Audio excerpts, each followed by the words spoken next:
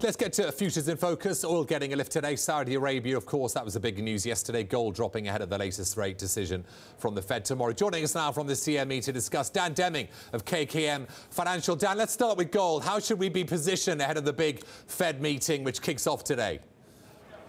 Well, I tell you, Mark, it feels like a lot of gold traders are neutrally positioned here when you see gold holding between the middle of the range from February through July. But I can tell you we had a nice bounce off that 1210 level. We're pushing back up here around the 1255 level. It does feel, though, that the market anticipates that the Fed's not going to change the language, change its structure this time around, and the market is holding here on that 1255 level, although it is the top end of the range over the last couple of weeks.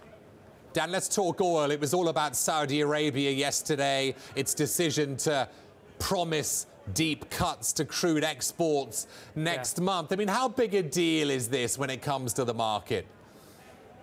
Well, I think the theme continues to be something that traders are pointing at. And currently, you're right, the market hasn't had too much of an impact on the price of oil. We're holding here between that 42 to 47 range, 48 range.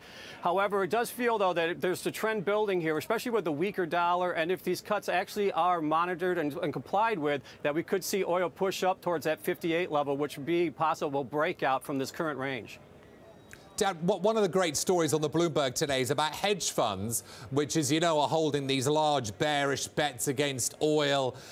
At the same time, what traders and refiners buying and actually selling actual barrels say it's starting to look somewhat bullish. So which side should we lean on?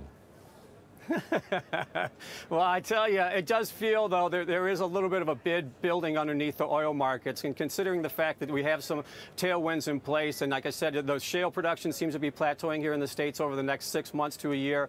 And also you're seeing a trend in refineries coming in line and production being reined in, exports being reined in. So it does feel like the potential to break 58 here would signal the trend higher.